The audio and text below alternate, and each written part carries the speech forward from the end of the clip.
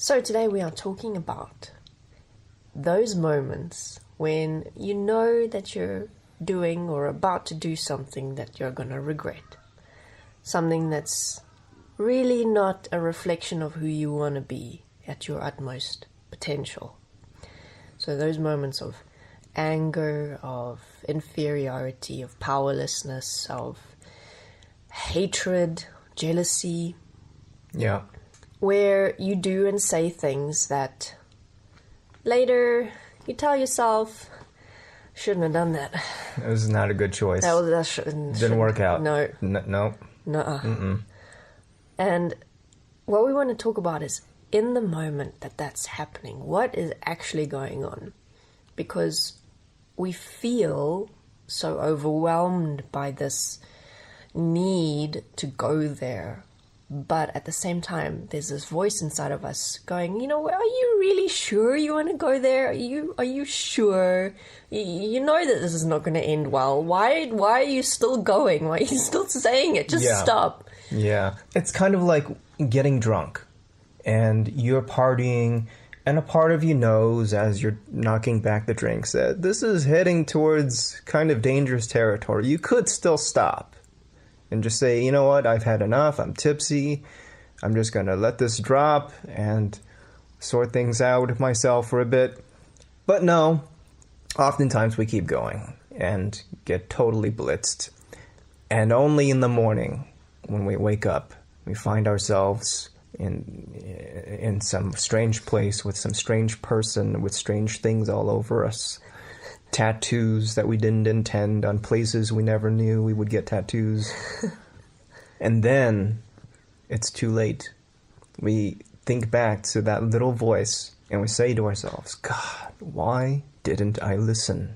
And that happens a lot, actually. And when you slow yourself down in those moments, you can actually see a very similar pattern where you find yourself about to do something or say something or be a certain way that you know is going to take you down to a consequence that you don't want for yourself or anyone else.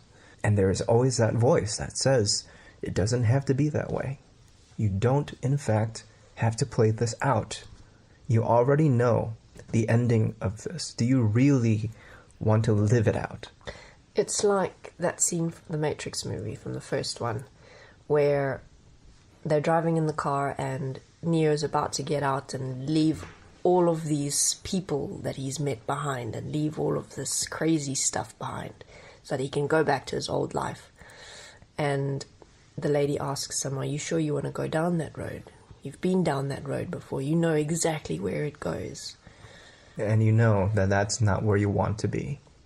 So we face these moments every single day of choices of which road we're going to go down. Are we going to go down the road that we feel compelled to go down, that we feel overwhelmed by, that we feel is just a part of us, a part of our nature, that we don't have any control over apparently, but we know exactly what's going to happen if we take that path, but we keep taking it, we keep going down that road? Or are we going to make the choice to take a different path?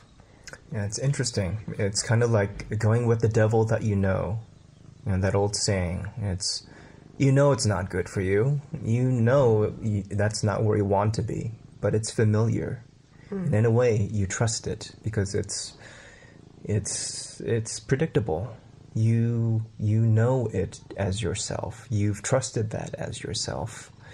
And sometimes it's scarier to walk into an unknown because even though I know this particular path is going to take me somewhere I don't like, I don't want to be, but I know that path. It's familiar to me. I at least can budget myself around it. I can predict it. I can have an idea of how I'm going to feel. Shitty, but at least I'll know. Rather than face the unknown of what if none of that defines me.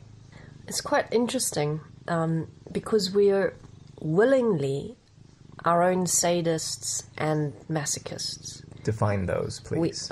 So sadist meaning that we inflict pain, and masochist, meaning we enjoy having pain inflicted on us. So we're both at the same time. You are our own sadomasochist. Yes.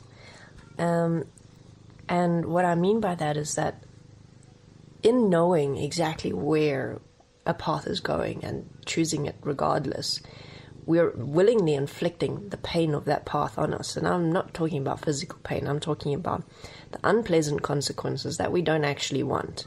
But we keep doing it. We keep willingly and knowingly going there. We keep willingly inflicting this pain on ourselves.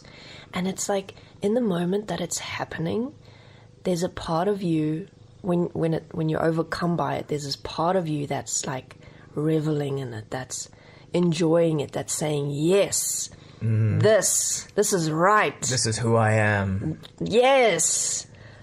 And then when that moment's over and you face the carnage and destruction of whatever you've just done, you tell yourself, oh dear, that's not actually, this is not what I wanted. And what really adds to that is when I've faced this point in my life, when you look back and you kind of sober up and you look at what you've done, what you've said, the consequences that you've wrought upon yourself and others, you can't take it back.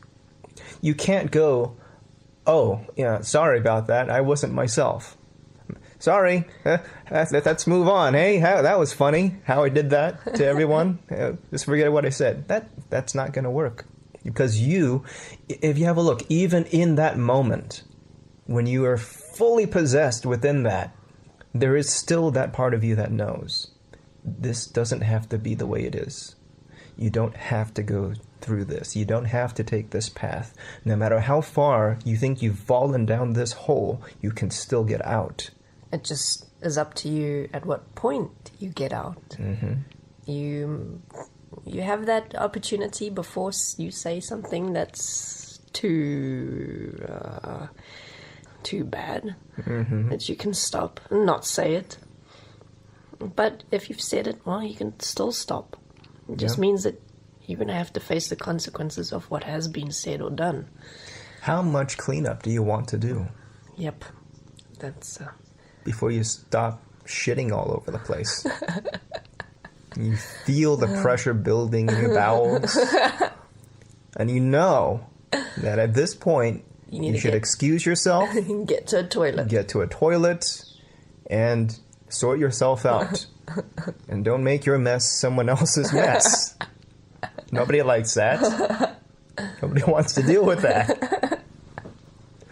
So when you feel that pressure, that build, it can be tempting to see how far you can push it. And you tell yourself, no, I got this. I can handle this. No worries. And then a little bit starts leaking out. And then you reason, at this point I've committed.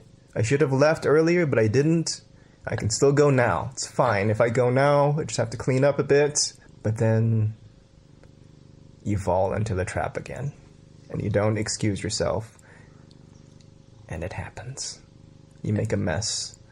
You shit all over the place, all over yourself, all over everyone else. And now everyone knows. Everyone sees it, smells it, has to clean it up. Because you didn't stop when you could have. When you knew you should have. That's a comical way of looking at it, but relevant, I think.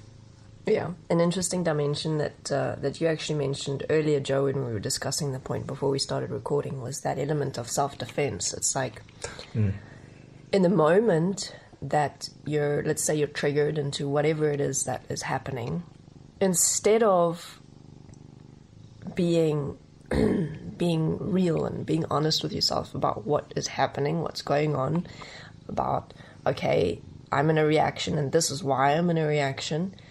It's like we want to hold on to our apparent integrity and our apparent righteousness and defend ourselves to the death. Stand up for yourself. And not face what the truth is, whatever it is that you are not willing to face.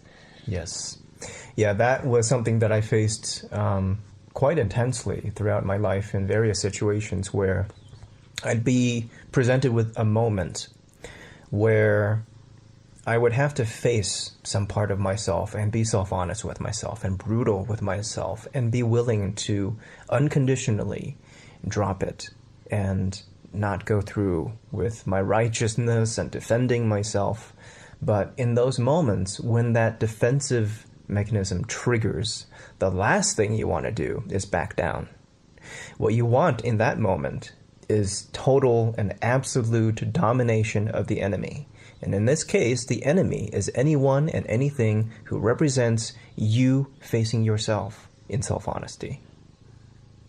So, let's do a recap.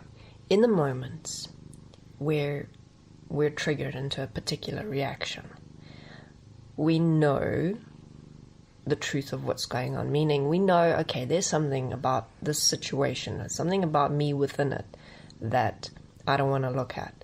But instead of looking at it, I'm going to go with this reaction. I'm going to ignore the little voice in my head that's not actually a little voice. It's pretty loud. It's just being drowned out with everything else. Yeah, this reaction is just shouting over that little voice. And I'm gonna go with it. I'm gonna get in that wave. I'm gonna surf it. I'm gonna be in control.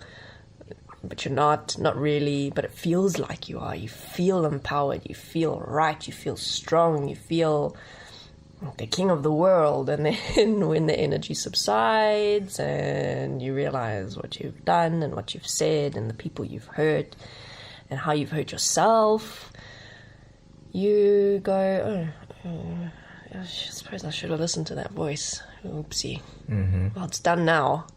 Let me. Okay, I'm not going to do it again.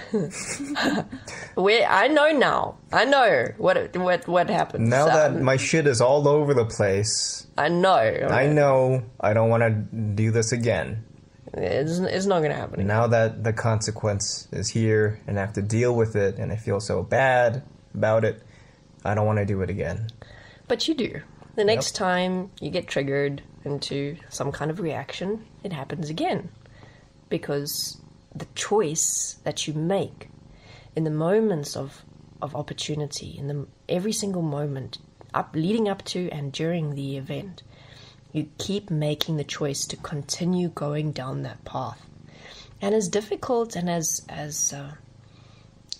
even impossible as it sounds, you don't have to make that choice. It seems in that moment that it's inevitable, that you don't have control, that you're being overwhelmed, that you're being consumed by this experience that's taking over you. But in truth, that's your experience of it. It's meant to feel that way because that keeps you from facing yourself. And realizing how, in fact, powerful you are. From a certain perspective, it's like that experience seems like that's all you are. And that experience is so powerful and overwhelming. But really, it's energy. It's a game. It's an illusion. It's a feeling you experience and you allow to fill you up. And it feels like that's all you are. But you're so much more than that. And you can prove that to yourself by saying, you know what? About 5 seconds ago, I said horrible, terrible things to you. But in this moment, on this breath, I can immediately drop it. That's how powerful I am. That's scary. It's like a part of us likes to feel powerless. A part of us likes feeling like we don't have any control because it like removes that sense of responsibility. We can say, I couldn't help myself. It just happened. It just came over me. Yeah, it's like skirting that border of pleasure and pain. You know, that element of being dominated by this force. It's like, I couldn't help it. I was so angry. I was so upset, or I was so jealous. You know, crimes of passion. You know, where you expect people to give you a pass because you couldn't, for some reason, get over your own emotions, your own reactions. So our belief, our perception is that these experiences, these emotions are so powerful that we we cannot control them once they pass a certain point of being, or a certain point of intensity. But again, the reality is that that's subjective. It's an experience, it's a feeling, and it seems to be that way.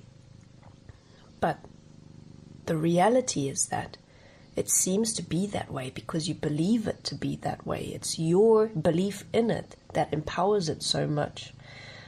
Whereas when you make the choice and live the choice to change, to be different, to do it differently, to see it differently, then that's what you create. That's what you change. That's what you live. Yep. For me, I think the most important thing that I would like to impart on the listener now is in those moments when you know you've already gone past your red flags, you've already gone past the warning levels, you've said yes to all that, all the voice, all the times that voice comes up and says, are you sure you want to do this?